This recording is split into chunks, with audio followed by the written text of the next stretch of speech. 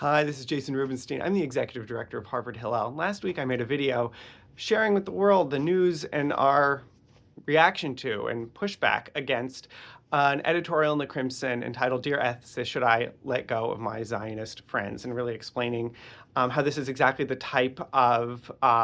exclusion and justification for that exclusion, God forbid, that our community has been facing for a number of years and we've been really working assiduously against. And I'm sharing this video today, exactly a week later, because there's a development that I think is significant I want to share with you all, which is that yesterday in the Crimson, and we'll share the link below, 4 letters to the editor were published, each one rejecting different aspects of this piece, and together expressing really a kind of a chorus of dissent, of principled commitment to the welfare of this campus and the welfare of the Jewish community. I just wanted to share a little bit about each of those with you. There was one by a pair of students who are active in the leadership of the Jewish community here, describing the centrality of the place of Zion, the images of Zion, to Jewish liturgy, Jewish practice, Jewish belief, going back to antiquity, and the way that you can never disentangle these political and religious questions from one another, even as we take different stances politically and religiously as individuals and as a community.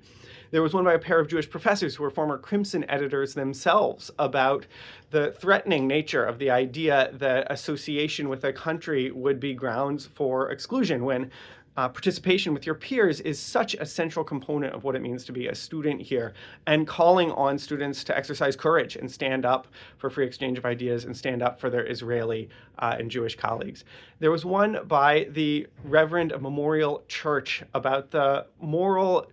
necessity and urgency of friendship, the poignance of being in relationship with people, even when you disagree, and a faith that there's no real path forward other than through getting to know and sticking with those around us. And finally, the executive committee of the Harvard Chaplains, the 35 chaplains of which I'm proud to count myself as a member, published a piece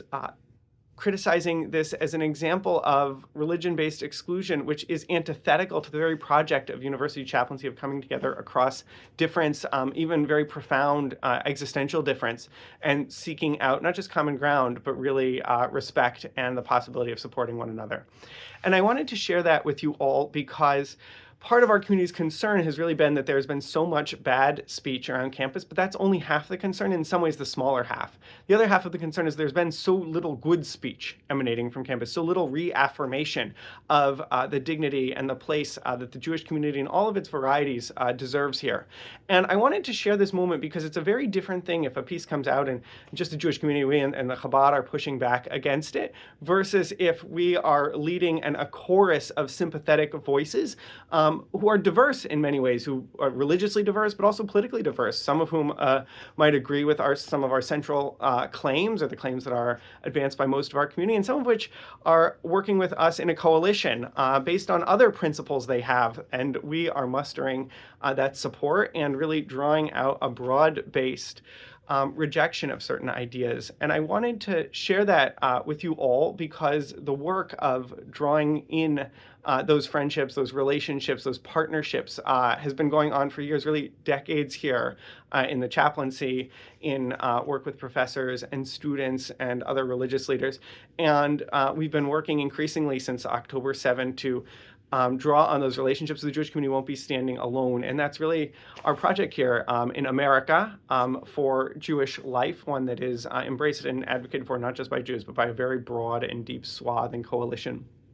And I wanted to share that picture of what this advocacy looks like. It's a kind of a tip of the iceberg where those meetings, those conversations are going on constantly. And you've seen them come to fruition in the last week here. The Talmud says, "Le'olam yehei adam mekarev b'yad achat u'marchik b'yad achat." A person should always draw others in with one hand and push back with the other. And in this pair of videos, I'm trying to describe just that dialectic. Last week, there was strong pushback that I offered to some of what's happening here and is continuing to happen, and we should be ready for, we need to be ready for, to continue to push back against. And also this week to share with you what can happen when we draw others in, when we act as educators. And there's so much more going on that I hope to be sharing